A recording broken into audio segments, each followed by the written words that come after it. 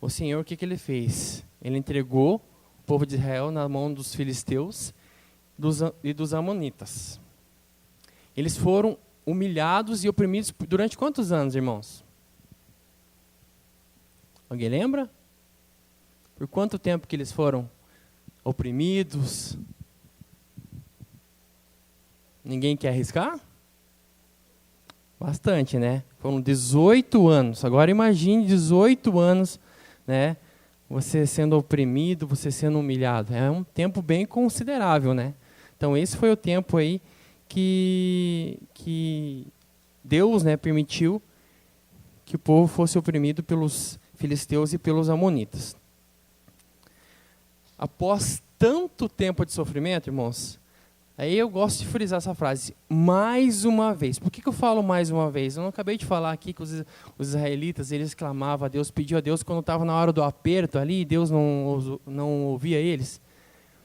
Então, mais uma vez, eles clamaram ao Senhor, eles reconheceram os pecados deles, reconheceram que tinham abandonado a Deus, né? E o que aconteceu?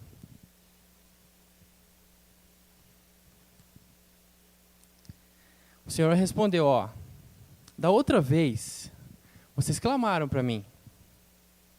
Vocês clamaram, vocês estavam passando aí por um momento difícil, e eu ouvi vocês. Eu ajudei vocês.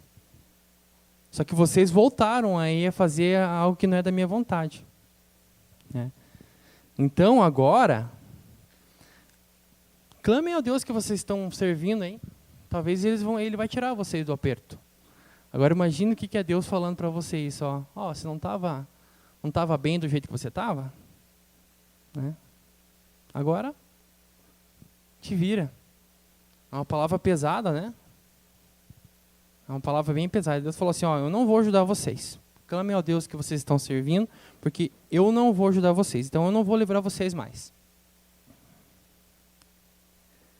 Mesmo assim, o povo israelita falou assim, Senhor, tudo bem, a gente pecou, a gente reconhece que a gente pecou, é o Senhor que sabe o que o Senhor faz, né? Que seja feita a tua vontade, mas nós te rogamos, nós suplicamos, livra a gente agora, porque a gente está sofrendo bastante. Depois que eles clamaram a Deus, o que eles fizeram?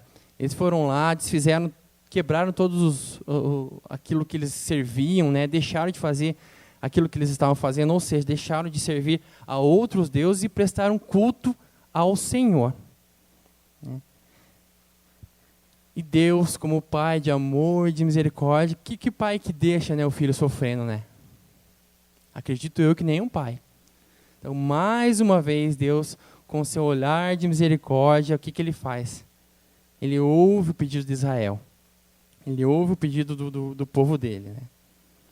Paralelo a isso, os amonitas eles tinham armado um acampamento, né, ali em Gileade. E os israelitas eles tinham se reunido em Mispá, conforme a leitura ali da nossa irmã Miriam. O que os líderes de Israel, de Gileade, falaram? O negócio é o seguinte, o primeiro que se manifestar aqui vai ser o nosso líder, vai ser o nosso chefe. Vai ser o nosso chefe. E agora que entra em ação o nosso personagem. Como que é o nome do nosso personagem de hoje? Jefté.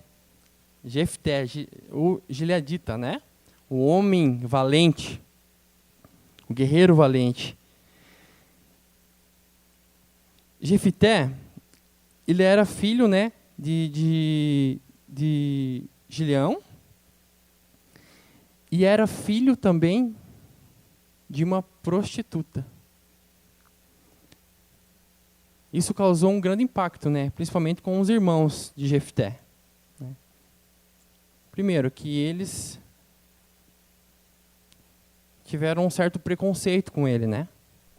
O que não é diferente dos nossos dias de hoje. Existe muito preconceito.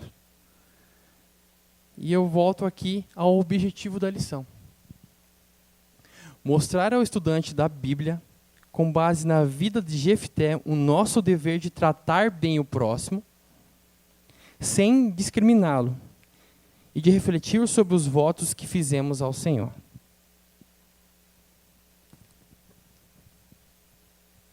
Como eu disse, a gente já entrou no nosso personagem principal, que é Jefté. A característica principal de Jefté era a valentia. Ele era um servo do Senhor e era valente. Só que antes do triunfo de Jefté, antes dele ter vencido a batalha, ele passou por uma situação bem difícil. Uma situação de humilhação, uma situação de desprezo. E a gente vai abordar aqui agora o primeiro item, que é uma rejeição injusta, né? Então, como ele era filho de uma prostituta, né? Ou seja, ele não era bem-vindo na sua própria família. Ele não era bem-vindo lá. E os seus meio-irmãos, o que eles fizeram? Eles tocaram a Jefté de casa, eles expulsaram ele. Mais uma vez, preconceito. Né? Jefté ele também tinha direito, porque ele também era israelita. Eu abro um paralelo aí, uma situação que aconteceu há poucos dias, não sei se os irmãos acompanharam. Uma professora renomada da PUC. Né, o que ela fez? Ela postou numa rede social lá. Se eu não me engano, o título é Aeroporto ou... Agora fugiu o nome da onde tem ônibus para você viajar. Ou rodoviária. Aeroporto ou rodoviária. Assim era o título. Ela tirou uma foto de uma pessoa aparentemente de camisa regata, de bermuda e de chinelo de dedos. Aí ela colocou lá, abordou lá, colocou num blog que aquilo não era uma vestimenta para alguém que era alguém que viajava de avião. Mas,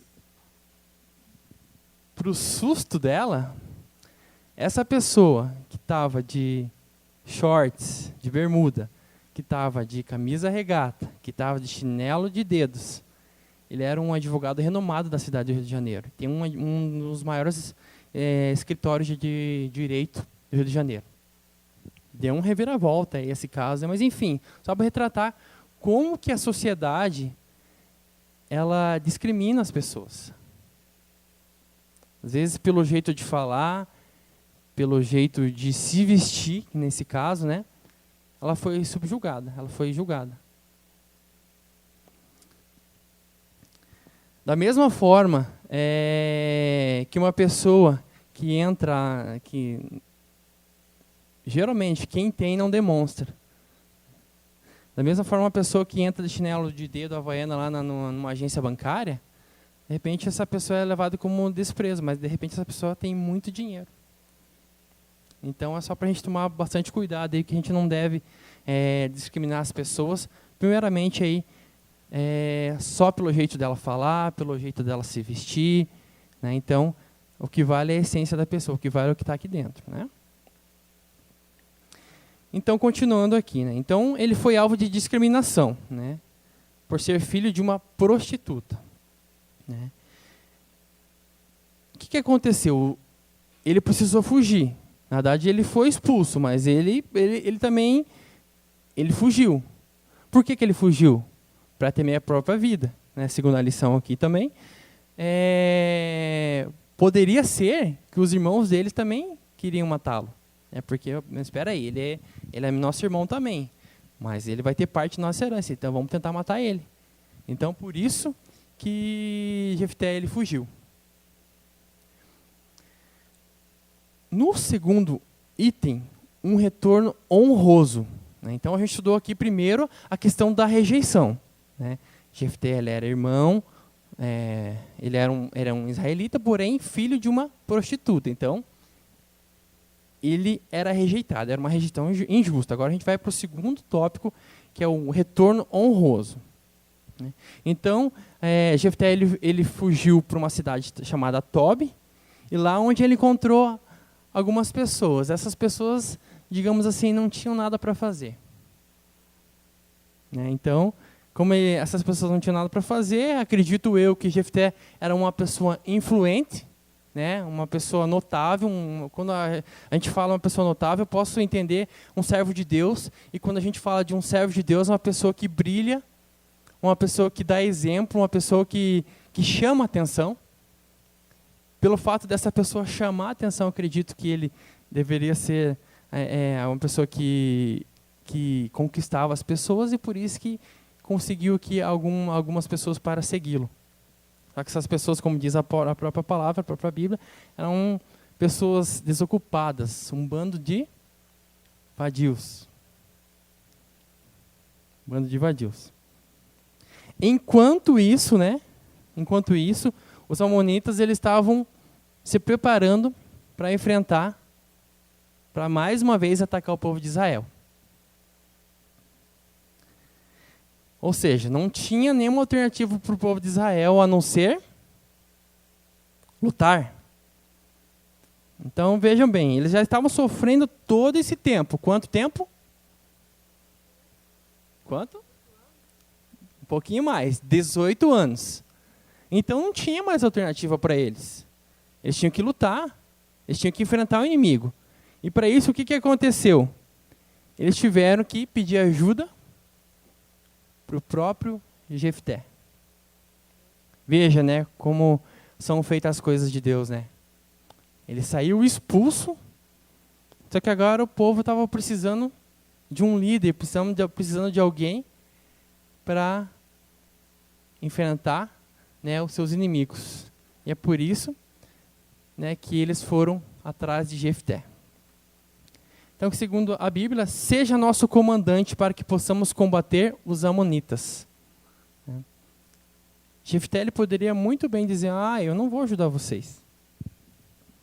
Olha o que vocês fizeram comigo, eu saí daqui humilhado, vocês me expulsaram. Vocês me tocaram da minha cidade aqui, vocês tiraram aquilo que eu tinha direito, que é a minha herança. Agora eu vou ajudar vocês? Eu? Não, ele não fez isso, né, igreja? O que ele fez? Ele, como um servo de Deus, e como amava a Deus e amava a sua nação, ele aceitou o convite. Né? Ele não fugiu da responsabilidade com seus compatriotas e para com o seu Deus. Às vezes, servir a Deus e ao próximo equivale a pagar o preço e perdoar, deixar o passado para trás e seguir em frente. Por mais que isso seja difícil, né, é o melhor caminho. E foi isso que Jefté fez. Então, ele olhou para frente, né, ele marchou rumo ao futuro. Ele não ficou remoendo as picuinhas. Mas porque você me fez isso, agora eu não vou. E quantas vezes a gente faz isso também, né, aqui na casa de Deus, lá fora, dentro da nossa casa, no nosso trabalho, enfim. Por diversas situações a gente acaba fazendo isso.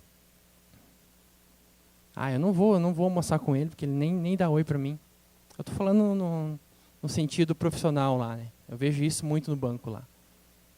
Vamos convidar o fulano para almoçar? Não, ele nem me dá oi direito. Acho que tem que partir da gente, né, igreja? O item número 3. Então, já estudamos o número 1, a rejeição injusta. Tá? O número 2, o retorno honroso. Aquilo que um dia foi um pesar na vida dele, se tornou uma honra porque ele voltou. Digamos assim, se fosse para a gente falar na linguagem de hoje, ele voltou por cima da carne seca. Né? E agora o número 3, um triunfo convincente. Então, Jefté, ele superou, ele esqueceu o passado dele, né, e voltou para a terra dele com honra. Tá? Só que antes de declarar guerra, o que Jefté tentou fazer? Só lembrando aí que os amonitas eles estavam para atacar o povo de Israel. Né? Israel, o homem sábio, o que ele tentou primeiro?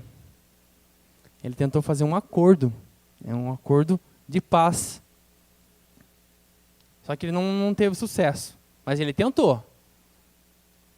Ele tentou antes de ir para a luta, antes de ir para a batalha, ele tentou fazer algo assim, digamos assim, pacificamente, mas não deu certo. E é sempre bom, né, conforme nossa lição, a gente tentar resolver as coisas no diálogo.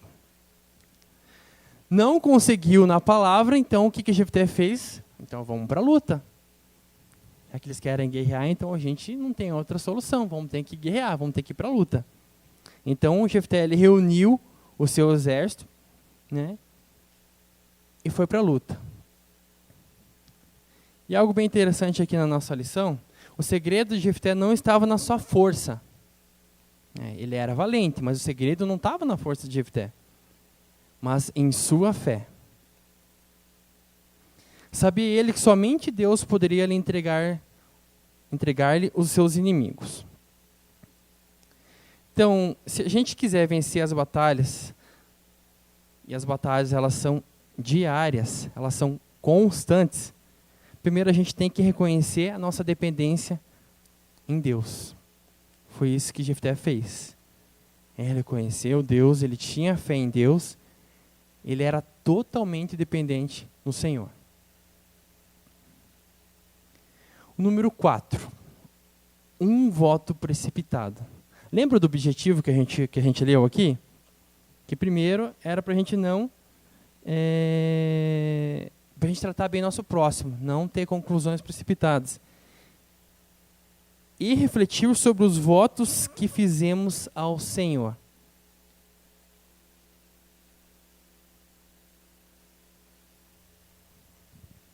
Qual foi o voto que Jefté fez? Né? Antes de tudo isso, né, a palavra de Deus diz que o Espírito do Senhor estava à frente. Né? Então, poxa vida, se o Espírito do Senhor estava à frente, acho que Jefté ele pisou um pouquinho na bola. E às vezes a gente acaba fazendo isso como ser humano, como pessoas falhas que somos, a gente acaba pisando na bola também. Por mais sabendo que Deus está na frente, né, às vezes a gente ora para Deus, né? Senhor, eu confio em Ti, mas quando a situação está ali, está apertando, a gente, ai meu Deus, mas será que... Eu acredito que seja isso que Jefté fez também. Ele era um servo de Deus, confiava em Deus, mas ficou ali. Ó Senhor, sei que o Senhor está na frente, mas eu vou fazer um voto com o Senhor. Ó, quando eu voltar da batalha, quando eu chegar vitorioso da batalha, então o primeiro que me encontrar, o que ele falou?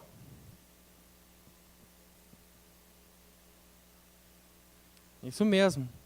Então, eu vou oferecer. Deixa eu voltar aqui.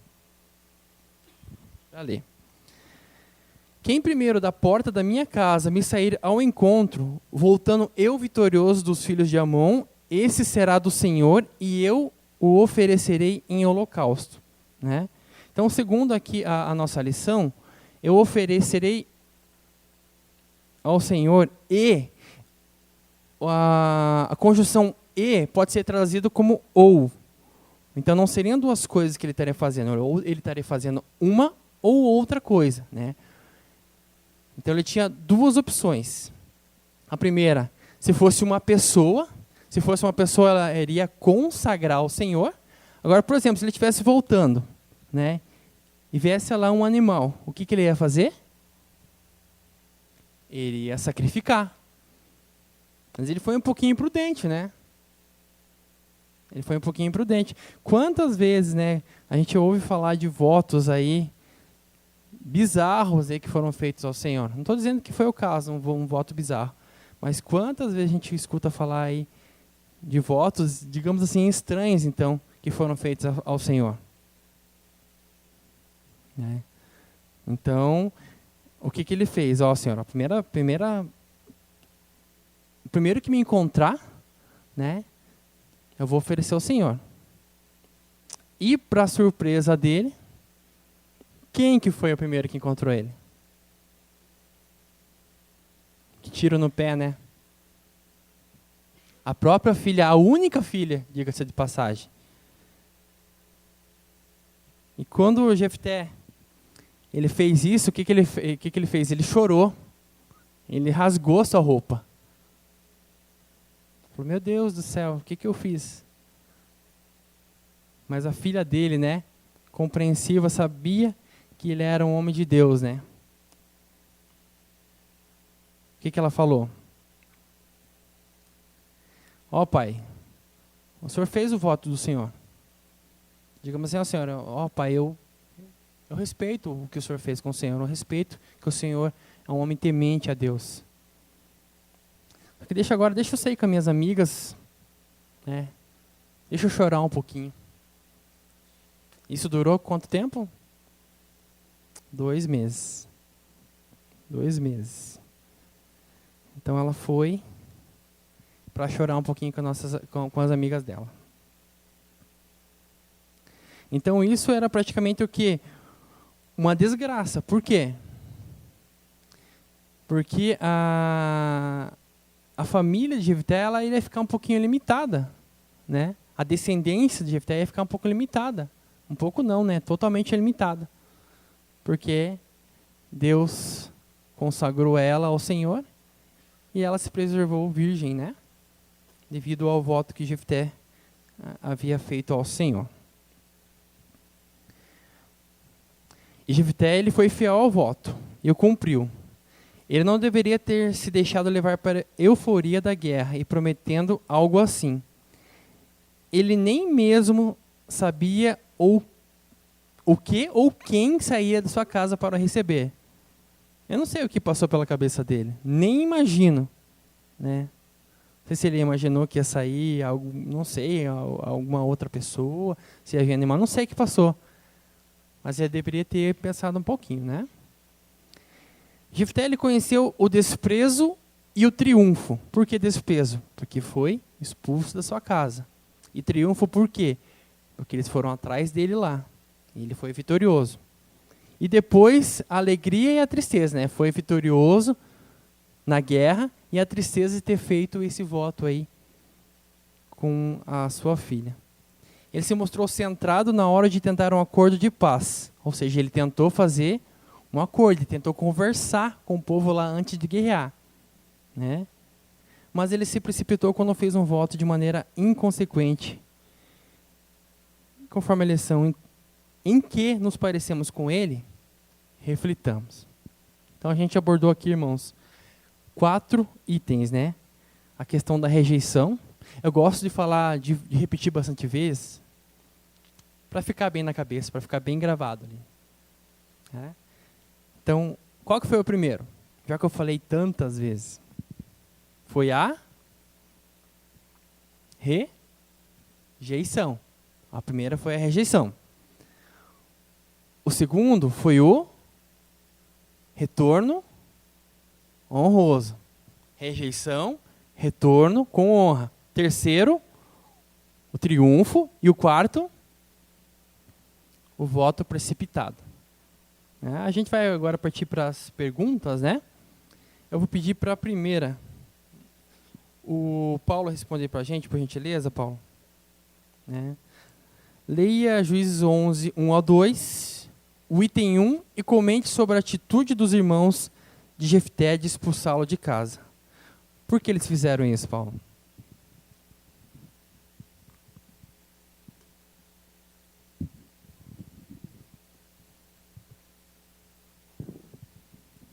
A gente observa aqui, né, que após a morte de Gileade, né, a gente vê que esse povo, eles viviam, parece, numa comunidade, era uma comunidade até grande, só que eles acabaram ficando meio com ciúme, né, e questão gananciosa também, pela questão da herança, e acaba expulsando o irmão da comunidade, né? Nós vamos dividir com vocês o que é do nosso pai, né? O que é nosso por herança, né? E acabou expulsando ele da comunidade, expulsando ele de casa, e ele saiu e foi embora, né? Foi para outro povo, né? E foi acolhido por outras pessoas. E a gente pode observar aqui que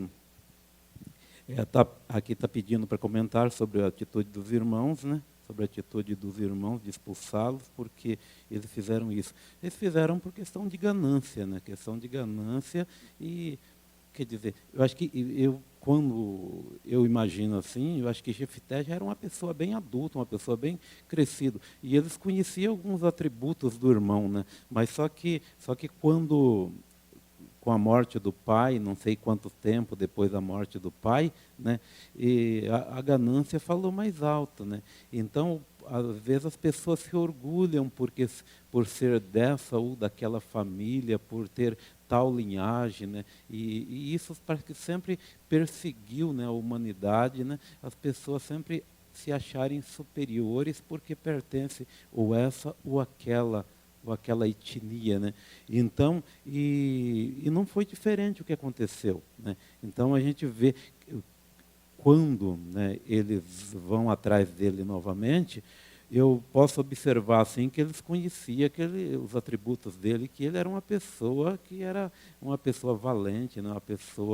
Uma pessoa que tinha capacidade para isso. Só que essa capacidade eles não viram no momento de paz, no momento em que eles estavam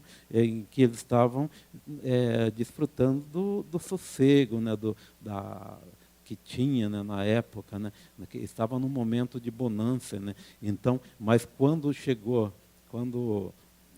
veio os problemas, a primeira pessoa que eles lembraram foram de Jefté, né, ou Jeftá, né, então a gente vê que numa época o dinheiro, né, os bens, né, falou mais alto. Agora aí novamente eles buscam ele, né, porque sabia que ele tinha qualidade. Mais alguém quer comentar sobre essa primeira? A Gislaine? Edinel, depois eu vou pedir para você responder a segunda, tudo bem? A segunda. A paz, irmãos. Bem, em primeiro lugar, eu queria voltar um pouquinho, como você fez a introdução lá no verso 11. É interessante a gente observar que o que estava acontecendo ali com a tribo de Israel, é interessante que Israel, nesse momento, ela não incluía Judá. Israel ela era composto por aquelas outras tribos. Abaixo, Efraim, Benjamim e Judá, elas não estavam ainda sendo oprimidos, ou seja, eles estavam acima do Jordão, né? Eles não haviam atravessado o Jordão. E o que eu gostaria de dizer, quando você fala ali na introdução, é interessante a gente perceber que a presença do inimigo, ela não é aterrorizante. O que é aterrorizante é a ausência da presença de Deus. Quando Deus se ausentou do povo, ele foi entregue às mãos dos filisteus e às mãos dos amonitas. Ou seja, aquilo que nós fazemos, certamente nós colheremos. Ou seja, eles haviam trocado Deus pelos seus postes ídolos. Então, muitas vezes, algumas questões, aprovações, a dura prova que Israel estava passando nesse momento, ela aconteceu justamente por causa do seu pecado.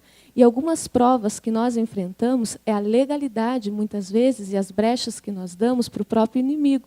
Então, a ausência de Deus, ela é mais aterrorizante do que a presença do inimigo. Quando Deus se ausenta, quando Deus está ausente da casa, aí sim as coisas complicam. Porque, ou seja, nós sempre vamos estar convivendo com o nosso inimigo. Israel aqui, quando ele vai para estabelecer a sua casa, o seu território, eles sabiam que eles deveriam matar a espada todos eles. Eles já foram desobedientes lá no início. Eles resolveram subjugar e escravizar o povo para com uma convivência pacífica, sendo que eles acabaram de sair do Egito e também eram escravos. Então, a ausência de Deus aqui na terra de Israel, ela era mais assustadora do que a presença dos inimigos, porque somente com a ausência de Deus é que eles foram entregues aos inimigos. Muitas vezes o inimigo não tem nada a ver com a nossa desgraça, e sim nós mesmos, né? Que eles foram entregues na mão dos inimigos, né? Por permissão de Deus.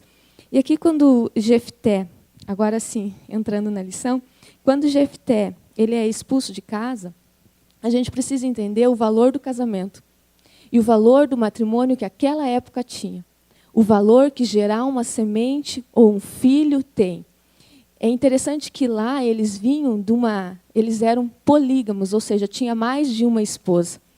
Né? Aqui, o texto também não diz se todos os outros irmãos eram da mesma mulher. E quando fala prostituta, não que necessariamente a pessoa era uma mulher de prostíbulo, mas ela era uma mulher que não era hebreia. Ela era uma mulher que não fazia parte do povo. Ela não era uma mulher que era considerada pura, porque naquele tempo tinha essa questão racial. Né? E a gente estudando a lição, Juscelio trouxe, ela era uma mulher cananeia. Ela era uma mulher que servia a deuses pagãos, considerado uma prostituição. Então, a gente precisa compreender o valor do casamento que tinha na época e de gerar filhos. Hoje, nós vemos que essa questão de gerar filhos fora do casamento, na nossa cultura, é muito comum. Mas lá naquela cultura não era. Então, essa questão de herança, essa questão de gerar filhos, era uma coisa levada muito a sério. E a gente vê que Jefté, ele não passou a ser desprezado somente quando seu pai morreu. Será que Jefté já não estava sofrendo essas provas com a presença do pai? Porque ele era filho da prostituta desde que nasceu. Ele convivia com seus irmãos desde que nasceu. Ou seja, Jefté tinha essa mulher e tinha esse filho dentro da própria casa. Então, ele era discriminado, ele não passou a ser discriminado quando ele ficou na idade adulta. Ele sempre foi discriminado.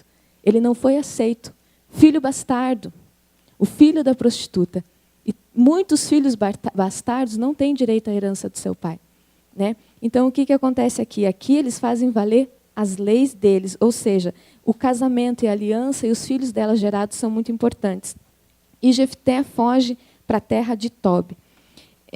Um grande líder, e nós vemos isso hoje, Rodrigo. Muitos líderes, potencialmente sentados no banco da igreja, ou seja, sem se posicionar, sem influenciam, mas não estão debaixo de uma autoridade pastoral para exercer seu ministério.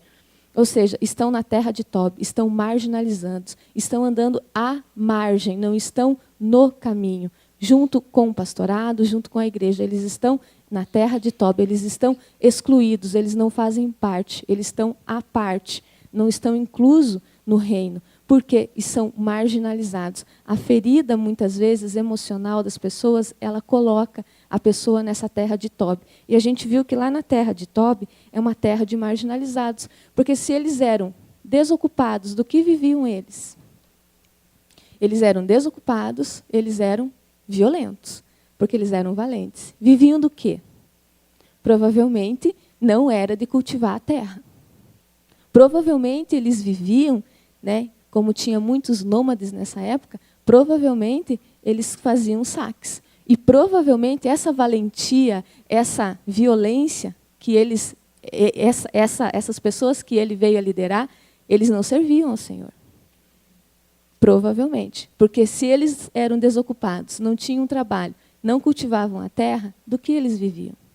Né? Então, a gente consegue perceber que essa terra de marginalização aqui também é correlacionado com as vidas daquelas pessoas que não conseguem se posicionar, não conseguem servir a Deus de uma forma tranquila. Eles têm uma perturbação. E a gente vê que esse voto insano de Jefté é uma pessoa que não era tão equilibrada assim. Ele foi um grande líder, mas aqui demonstra uma insanidade, a ponto de não ter semente. E naquela época não gerar uma descendência e não gerar filhos era algo bem complicado. Então a gente consegue perceber o valor também do matrimônio aqui. Amém. Número 2, Adnel, e a número 3, para o Ioni. Só antes ali, o Ioni quer comentar, Ioni? Depois a gente vai para o número 3, tá, irmãos? Paz do Senhor, meus irmãos. Jefté, como foi comentado, era filho de uma prostituta, né? E nem por isso deixou de ser usado por Deus. Muitas pessoas, muitas vezes, usando já mais para uma aplicação, né? Ficam naquela assim, puxa, da onde eu vim, quem foi meu pai, quem foi a minha mãe, será que Deus me aceita? Será que Deus me aceita do jeito da minha família? E sabe, meus queridos, Deus é tão bom, Deus é tão maravilhoso, que a hora que a pessoa se põe à disposição de Deus, Deus fala assim para ele, para ela, olha, o importa é daqui para frente. Ele poderia muito bem se esconder, ele poderia muito bem fazer todas, sabe, ficar escondido, ficar alheio. Mas não foi isso que aconteceu. Ele se colocou à disposição de Deus, e diz um pouquinho mais para frente, sem querer adiantar as perguntas, que o Espírito de Deus entrou em Jefté. Então veja, se pela história dele, ele fosse uma pessoa errada, ele fosse uma pessoa impura, que não tivesse feito um concerto com Deus, primeiro, o Espírito de Deus não entraria nele. Então isso é muito importante. E muitas vezes quando o diabo nos acusa da seguinte maneira: olha de onde você veio, olha a tua família, olha o teu pai, olha a tua mãe, como eles eram. Aí dá para nós falarmos assim para o diabo: eles poderiam ser assim, mas eu fiz um pacto com Deus, eu sou diferente, eu estou à disposição de Deus e eu vou ser salvo por Deus. Isso não importa de onde veio, o que importa é o nosso pacto com Deus e a nossa obediência e fidelidade com Deus. Porque o retorno de Jefté foi honroso? Comente, baseando-se no item 2. Irmãos, já foi comentado sobre a origem, né, principalmente o desprezo que Jefté teve, e depois, passados-se alguns anos, né, vão procurar ele. Por que procuram Jefté? Embora a Bíblia não descreva pouca coisa a respeito de Jefté, pelo menos desse período, mas certamente era alguém conhecido, né, se não conhecido talvez por estar, né, com o povo de Israel diretamente, mas conhecido pela sua valentia, pelo que ele fazia, né? Então, imaginemos que mesmo fazendo coisas que talvez não fossem totalmente aprováveis pelos demais, né, por aqueles que são considerados certos, vamos assim dizer, né, mas as coisas que eles faziam naquele momento, eles viram: ó, aqui tem um líder, tem alguém que vai ter coragem de enfrentar esse povo, né? Porque eles estavam amedrontados, eles não estavam com coragem suficiente para ir lá enfrentar o exército inimigo. E então, para que isso aconteça, eles vão e convidam Jefté, né? Não é Jefté que se oferece, vem lá, tal, não. Eles vão atrás de Jefté, convidam. Jefté faz toda uma menção ao que aconteceu com ele, e eles falam: não, nós queremos que você seja o nosso líder. Então, aquela pessoa que foi desprezada, né, foi humilhada, e ela volta agora por cima, né? Não querendo comparar, mas fazendo algumas não comparar assim igualdade, mas fazendo algumas comparações com líderes do nosso tempo, né? E aí trazendo para o Brasil, nós vamos encontrar, por exemplo, no tempo da ditadura, por exemplo, ali nos anos 70, né, anos 65 para frente, nós vamos encontrar que muitos brasileiros foram expulsos, né? E pessoas que foram expulsas, foram desonradas, foram humilhadas, né, porque eram pessoas tidas como comunistas, né, que iam comer criancinha, coisa assim. Nós vamos encontrar que eles voltam depois por cima, né? Por exemplo, Fernando Henrique Cardoso tornou-se presidente do Brasil, né? Mesmo pessoas, e aí, como eu disse, não comparando, mas assim, pessoas como Lula, por exemplo, que foi preso, foi humilhado porque era um vagabundo, era isso, aquilo, né, como líder sindical, porque brigava por direitos, vamos dizer, dos trabalhadores, né, mais tarde tornou-se presidente do Brasil. Então, Jefté certamente era uma dessas pessoas que, talvez até um tanto amargurado, porque, enfim, né, ele foi desprezado, ele foi humilhado, né, e ele tornou uma pessoa talvez revoltada, né? Não sei se roubava, se fazia isso ou aquilo, mas de qualquer forma era uma pessoa que não se enquadrava nos padrões sociais, vamos dizer, da época, né? Uma pessoa marginalizada, né? Mas lá, vivendo à margem, né, da sociedade, no momento oportuno, ele tornou-se alguém que foi procurado justamente para isso, né?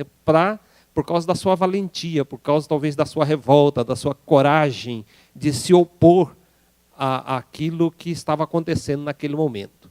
Por isso ele teve um retorno honroso, ele voltou por cima, né? Aquele que fora desprezado voltou para julgar a Israel, né? Esse é o seu retorno, um retorno honroso.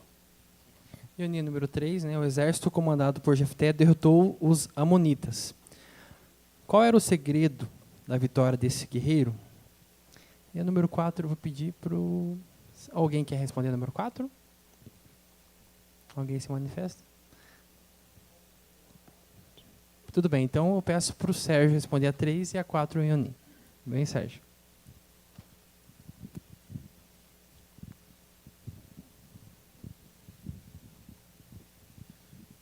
Posso falar já? Paz do Senhor, irmãos. Eu diria que, a princípio, essa guerra ela só surgiu pela falta de Deus. né? Esse povo, os amonitas, eles já estavam nessa terra. E eles foram expulsos dessa terra, onde o povo de Deus estava situado agora. A ordem de Deus era para exterminar, não exterminaram. E eles foram expulsos da terra, simplesmente expulsos. Agora, 300 anos depois, eles olham lá para o lugar onde eles estavam e eles veem a oportunidade de retorno. Por quê? Porque na época eles acostumavam, as nações, eles criam que os seus deuses lá, entre aspas, iriam proteger suas fronteiras. E eles conheciam muito bem o Deus de Israel. E eles sabiam que enquanto Israel estava fiel ao seu Deus, não tinha para inimigo nenhum, não tinha para ninguém. E agora eles olharam e viram esta oportunidade. Poxa, o povo está disperso, não tem ninguém, não tem um rei, não tem um líder, e não tem nem o próprio Deus governando, é a hora. E agora este é o momento. E quando o povo de Israel percebe que os inimigos vêm sobre eles, aí o que eles fazem, né? Já praticando o que era mal aos olhos de Deus. Vão recorrer a Deus, vão procurar alguém e não acham ninguém. Né? Quem nós vamos recorrer? Aí vão procurar alguém que tem pelo menos um perfil de guerreiro, um perfil de lutador, e encontram aqueles que eles tinham expulso de casa. Né? A história é muito bonita. Mas nós olhamos para este guerreiro e vemos que mesmo sendo discriminado, mesmo não podendo retornar para o seio da família, ele preserva a característica do próprio Deus. Ou seja, ele não esqueceu de Deus. Ele está lá no mundo, mas ele não é do mundo. É como aquela pessoa que não está na igreja, mas ele continua guardando o sábado, ele continua lendo a Bíblia, ele continua fazendo as orações, mas não está congregando. Ele não abandonou Deus. Ou seja, a hora que ele menos precisar, ou na hora que for necessário buscar a Deus, essa pessoa vai orar e Deus há uma chance muito grande de Deus responder. Né? E assim era a vida de Jefté. Ele não havia, lá no seu interior, a sua crença, a sua fé ainda era em Deus. Prova disso que o Espírito do Senhor se apoderou dele. Sempre que nós vemos nas batalhas assim, e Deus, o Espírito de Deus era com ele, o Espírito de Deus lutou por ele, aí não tinha para inimigo nenhum. A vitória era certa. E a vitória de Jefté foi grande, né? Porque o Espírito do Senhor foi com ele e ele teve a vitória. A 4 Ioni, tá? E a 5 pedir para Osias. Ioni, por que o voto de Jefté foi precipitado? Comente com a classe. Meus irmãos, o voto dele foi precipitado e foi abominável perante Deus. Né? Deus não aceitou aquele voto. Vamos começar já partindo por aí. Porque ele fez um voto completamente torto, errado. Né? Ele fez um voto com a vida de uma pessoa. Ninguém pode fazer voto com a vida de outra pessoa. Começa por aí. Perante Deus, nem foi aceito isso. Provavelmente, como foi registrado aqui, ele devia estar na frente do exército. Ele queria incentivar os líderes, os soldados, desculpe, né? Aí ele falou, olha, se Deus me der a vitória, a primeira pessoa, né, aquele com quem eu encontrar na saída da minha casa. Né? Então, ele já, pelo voto dele, ele foi tão precipitado que ele não se ligou que era da casa dele. Né? E, respondendo à primeira pergunta, né? Então ele retornou para casa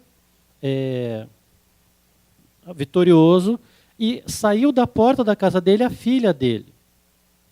E, como o texto diz, ele sacrificou a filha. A lição diz aqui algo que eu não encontrei em nenhum comentário bíblico. Eu acho que até é algo que dá para ser suprimido dessa lição. Aonde diz ou ali não tem muito fundamento. Assim. Então o que ele disse é o que ele disse de verdade. Né? Aí a filha dele falou o seguinte, olha pai, então é o seguinte, eu entendo o voto que você fez, eu devo ser morta por você e depois ser oferecida em sacrifício, então deixe que eu vá com as minhas amigas por 2 meses para chorar por eu não poder me casar. Chorar a virgindade, não poder me casar. Era o significado da época. Né? Então ela saiu com as amigas para as montanhas, né? A gente não sabe muito bem o que se fez por lá, o que aconteceu, ela e as amigas, ela sabia que ia morrer, mas não vamos entrar muito nesses detalhes assim. Então, o voto dela permanecer virgem, ela não fez esse voto também. Ela não fez isso. Ela voltou depois de um tempo, né, e ela foi sacrificada. Com muita dor, com muito pesar pelo próprio pai, com certeza. Né?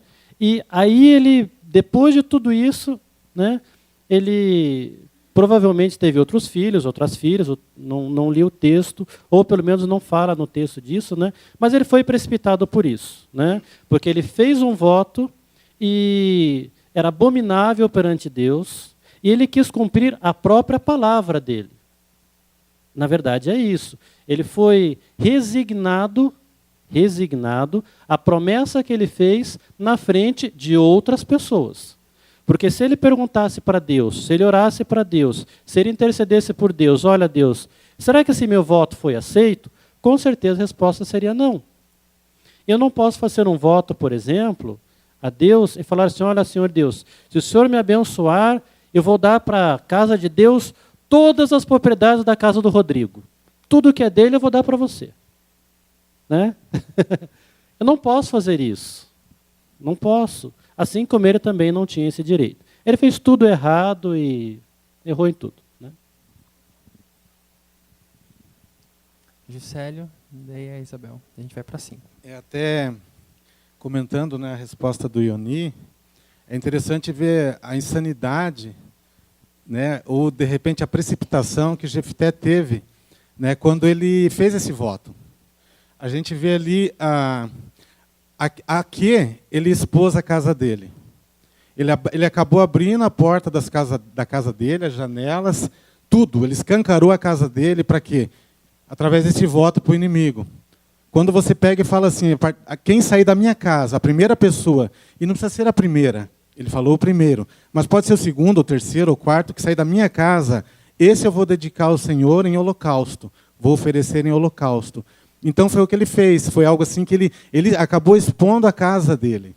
Né? A gente vê que é o descuido, de repente, pela motivação que ele estava tendo no momento, até de repente, frente aos soldados, ele acabou expondo a casa dele. No meu entendimento, eu não vi na Bíblia algo que dizia assim que a filha foi morta.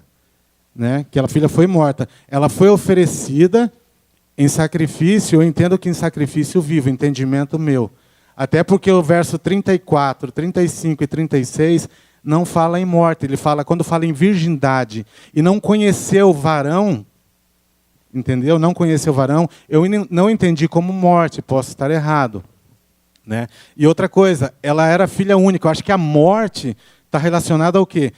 A geração dele, ele não teria mais descendentes, não haveria descendência por parte dele. Eu acho que isso é a pior coisa que iria acontecer, e que acontecia naquela época, você não ter um descendente. Então, a descendência dele, a partir daquele voto, foi cortada, foi exterminada, foi morta, não tinha. Não pela morte da filha dele, mas sim pelo voto, né, de castidade, como se tornou um eunuco, né, um eunuco, né? Então, assim, pelo voto que ele fez, ele não teve uma geração, os filhos e filhas, ele não teve, porque ela era a única filha que ele tinha. Ela era a única filha, isso a Bíblia diz. Ele não teve outros filhos. Então, eu entendo como morte a questão geracional. Ele não teve descendentes. É o meu entendimento, dentro do que eu estudei aqui.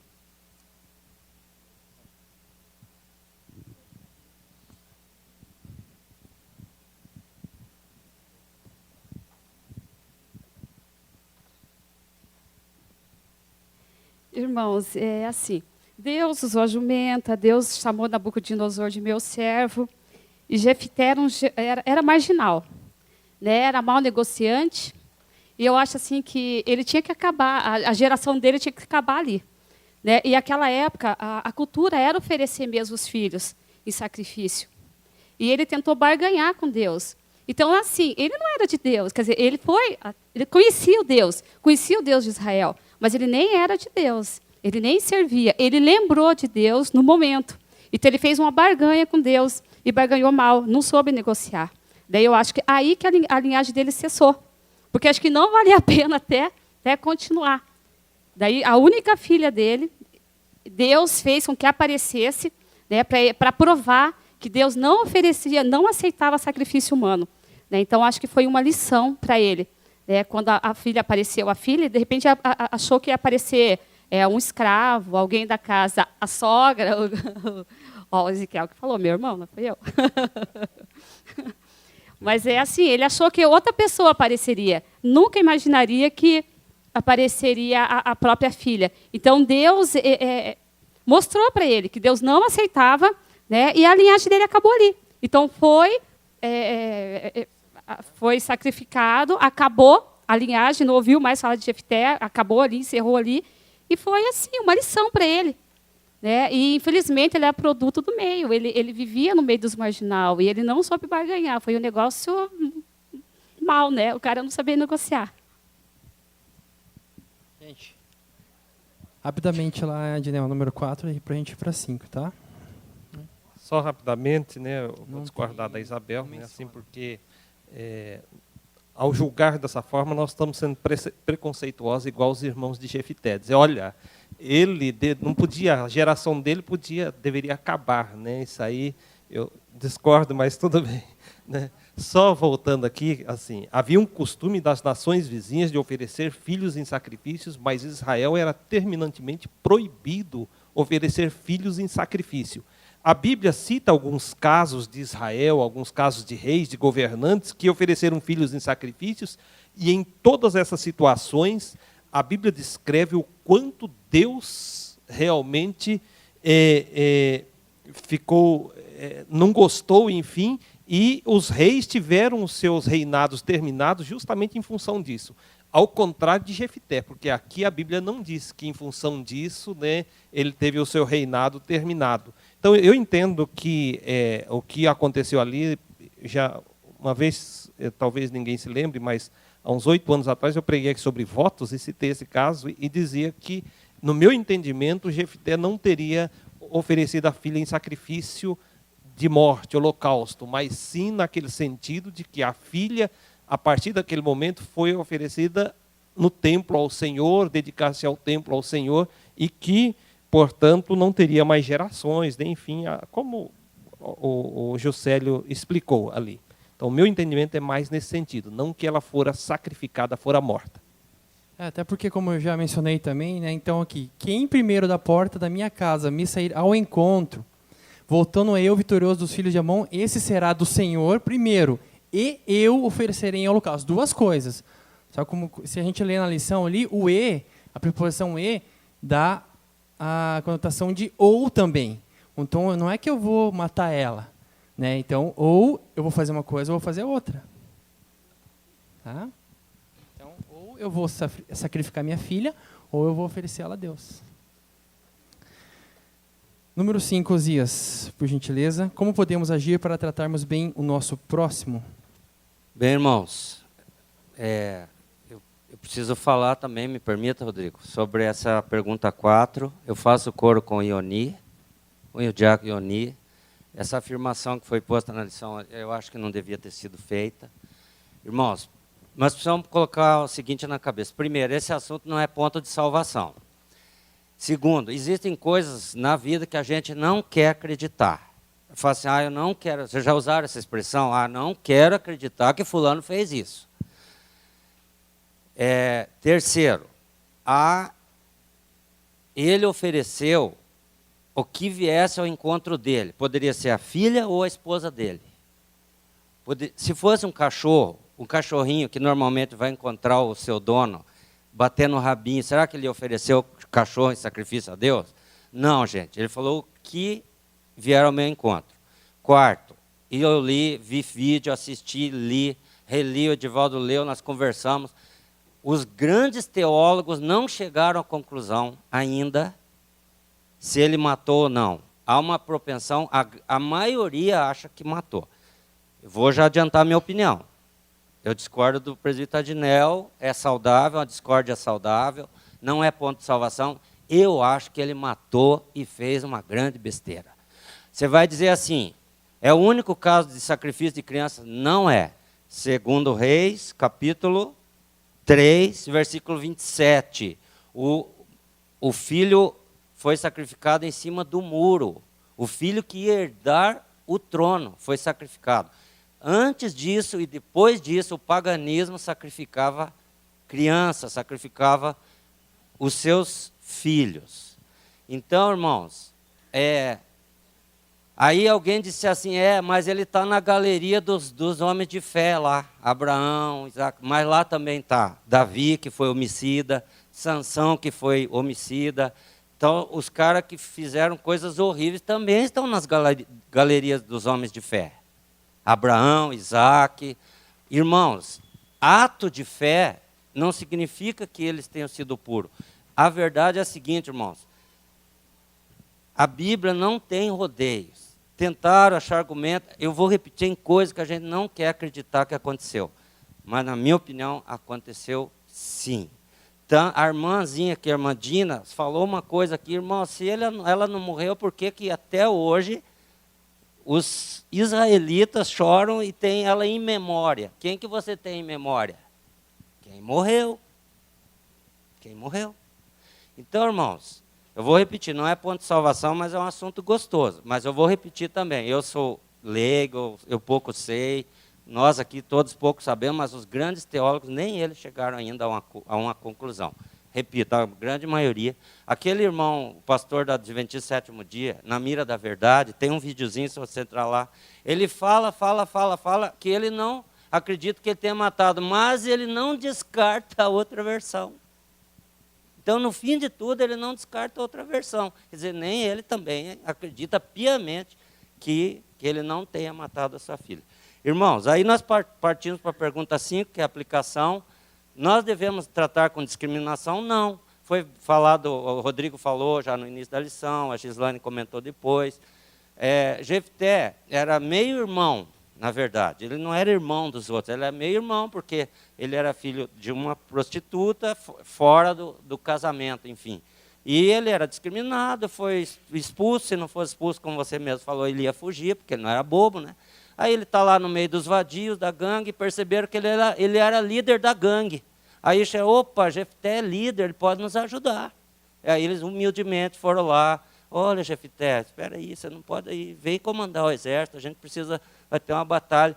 Então, a gente muitas vezes discrimina as pessoas, se esquecendo que pode ser que daqui uns dias nós vamos precisar dessas pessoas.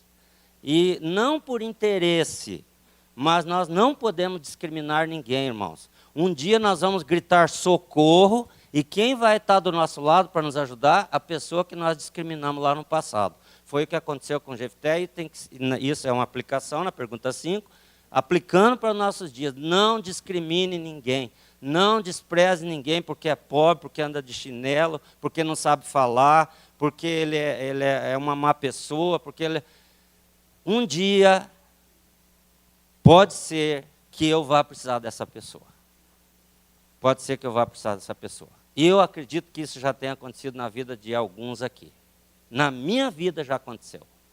Eu dizer, fulano, tá com nada, não sei o quê. Um dia eu precisei dele. E daí, meu irmão? E daí? É como a molecada, né? Você despreza um grandão lá, um dia o cara vem para te bater e você lembra dele. Aquele grandão lá pode me defender. Você, peraí, mas você não discriminou ele? Você não falou que ele é isso, que é aquilo? É por aí, irmãos. Não discriminemos ninguém. Esse é o exemplo que temos entre Jefté e seus meio-irmãos. Aqui, número 6, da importância de nós refletirmos sobre os votos, né, irmão? Primeiro, porque é uma coisa séria, né? Então, a gente tem que pensar muito bem antes de fazer qualquer voto a Deus, né? Por quê? Se a gente tem que pensar, refletir se a gente vai conseguir cumprir. Então, na própria palavra diz, né? Se a gente não tem a certeza de que vai cumprir o voto, então melhor nem fazer. Então, Deus prefere que você não faça, que eu não faça um voto, se eu não for cumprir. Amém, igreja? Então, um desafio da semana. No estudo de hoje, refletimos sobre algumas ações ocorridas na vida de Jefté. Vimos que ele sofreu a rejeição, tornou-se um líder honrado no meio do povo, foi vitorioso na guerra e precipitado em seu voto. Sua vida foi marcada por altos e baixos, alegrias e tristezas. Aprendemos que, ao contrário dos irmãos de Jefté, devemos tratar as pessoas sem discriminação e, ao contrário deste, devemos fazer nossos votos sem precipitação. Vamos, então, ao desafio da semana. Sabemos que Deus deu a vitória a Jefté. De fato, é Ele quem nos dá força para vencermos as batalhas espirituais do dia a dia. Portanto, pense numa vitória que o Senhor efetuou em sua vida e, quando tiver oportunidade, testemunhe a respeito para a edificação de todos. Amém, igreja? Então, só voltando aqui, eu sei que a gente já está avançando no horário. Essa última frase, que quando tiver oportunidade, testemunhe a respeito para a edificação de todos, né? Então, eu vou falar de uma vitória que Deus deu para mim, lá no banco. Tá? Um belo dia, o meu chefe me chamou. Quando o chefe te chama, você não sabe o que ele vai falar. Né? Ele chegou com uma cartinha assim.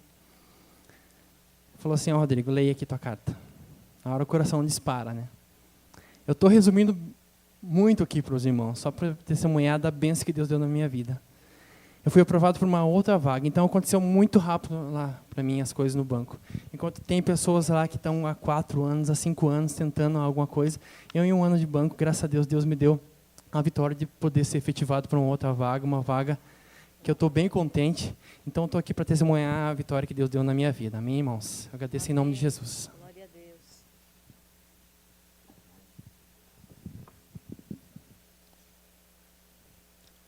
Professor Rodrigo, muito obrigada. Como professor convidado, você se saiu muito bem. A lição era difícil, mas Deus foi honrado pelo seu trabalho, pelo seu serviço. Glória a Deus por você. Irmãos, vamos ficar em pé. Eu chamo, por gentileza, os diáconos em função para que venham tomar as salvas. Nós vamos orar nesse momento. Vamos orar pela aplicação do que aprendemos na lição nas nossas vidas. E eu fiquei pensando sobre essa lição que aqui Jefté foi chamado para liderar como comandante de um exército, né? Exército numa guerra normal, uma guerra humana, uma guerra física. Mas nós estamos no meio de uma guerra também, embora não pareça. Está tudo bom aqui, nós estamos abastados, mas no mundo invisível está acontecendo uma guerra. Uma guerra por posse de terra, sim, da terra da nossa mente. A terra da nossa vida está sendo disputada. E aí, só eu posso responder sobre a minha guerra e só você pode responder sobre a sua. Quem é que está ganhando? Nós vamos orar para que a vitória seja do Senhor Jesus na vida de todos nós, na nossa casa, na nossa família. Que a gente não exponha a nossa família como Jefté, né, num momento de emoção, se precipitou, mas que, ao contrário, nós sejamos cautelosos, cuidadosos com a nossa casa, cuidadosos com aqueles que Deus nos deu, para que conduzamos ao encontro dele, com cuidado, com carinho. Vamos orar.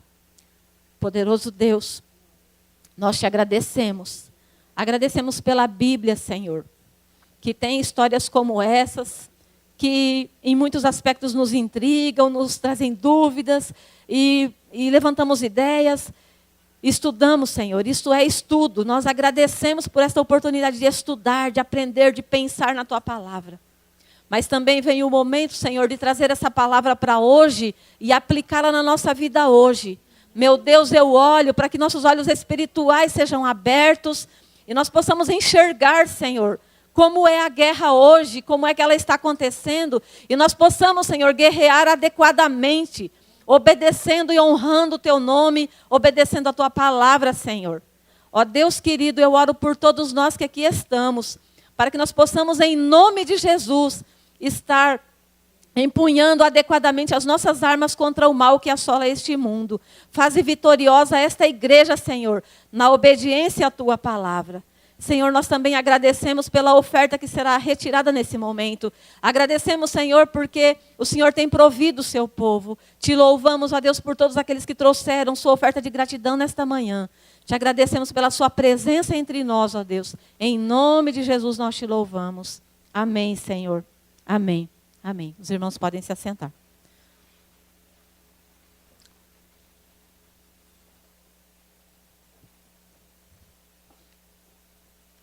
E agora tem uma música.